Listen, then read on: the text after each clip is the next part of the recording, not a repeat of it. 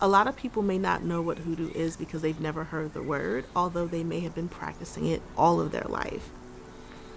It's an ethno-religion that comes from African people who were trafficked here. My name is Hess Love. I am a hoodoo practitioner, folklorist, citizen archaeologist, mother, whole lot of things. Hoodoo is a living practice. It's a way of engaging in the world around you, particularly a way for African Americans to engage in the blurred lines between what's sacred and what's secular. We give remembrance to the people who didn't make it past the harbor to this land or any other land. Ask that you give our message from root system to root system, from tree to tree, from air to air, everywhere. Amen, amen, amen. You pour libations to the people who are your revered dead, which we call ancestors, but you can also pour libations to a place. Hoodoo is the different methods of how we connect to each other and the plants and animals around us. It's spirituality, it's what we eat, how we move, it's how we dance. Using the rituals of our ancestors in our own sense of self-empowerment.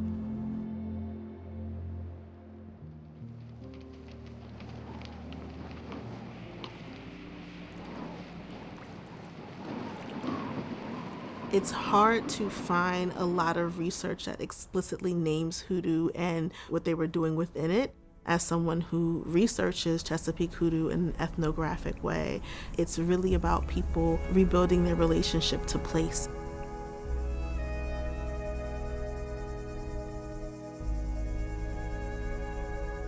We are here at Jefferson Patterson Park and Museum, and it is home to the Maryland Archaeological Conservation Lab, where we have over 10 million archaeological artifacts from all over the state of Maryland. And the artifacts that we will be talking about today are some of the ones that reflect African-based spirituality.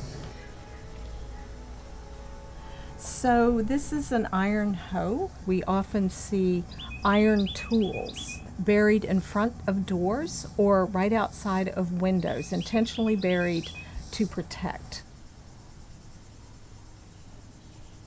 A lot of my work thinks about spiritual and physical defensiveness. There is the method of using pennies and other metal objects at the door. Hoe is one of the ancestors of the smaller metal objects that people carry, like a talisman of protection. Like this pre-European groundstone axe, probably thousands of years old. It was found embedded in the foundation of a house that was built as an enslaved quarter in the 1800s in Montgomery County. I think a lot of times people have this really interesting idea that people of African American culture do not have a culture or lost everything that they were. And it's like, no, what we are now are like everything that we could make out of what remains. And what remained was so magical and full and intact that it could create a whole people. Feels really cool to be able to hold these very artifacts that I once read about in papers, and I'm like, see, look, I'm being serious. This thing is real. These traditions have existed for centuries.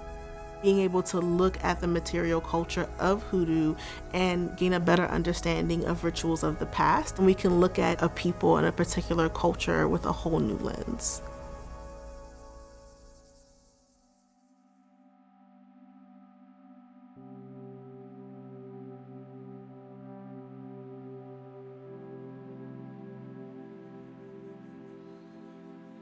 Hoodoo is how people often understand themselves and the complexities in life. Is a reminder that you can shape your world experience even in the context of everything that's going on. I found myself wanting to connect more towards a tradition that was central to African Americans. I was trying to think about what does it look like for me to honor a past, but also to honor my present and honor it without shame. How do I move forward with a love of everything that I am. And to combine these histories and these existences, I found that all of those things to be true in Hoodoo. So much of it deals with what other religions deal with about love, belonging, grief, and then part of how we get through life is working together. I'm someone who grew up without having its name. I started researching and coming across the beautiful rituals that other people in other lands have to honor their dead, trying to feel through the grief of losing my mother and my grandmother early on in life. I encountered people, places, books, and stories, and each of those things brought me back to a memory that I had as a child or something that my grandmother said. It's so many ways of coming back to myself.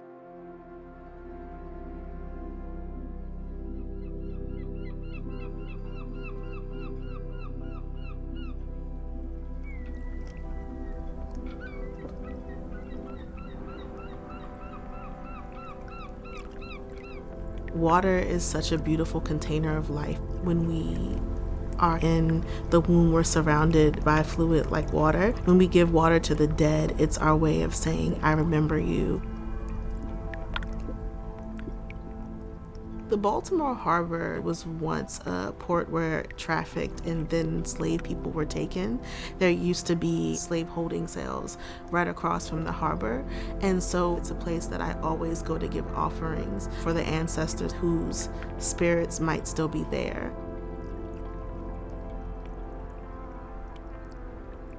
People don't often consider the impact that certain human tragedies has on the water and the land. So us giving flowers, pouring spirits was us in a way saying, though the ways that you may have died were tragic, even if we don't know your name, you are still very much loved. I think that method of inquiry and witnessing is something that I feel the most connected with. I'm honoring who I am by remembering who they are.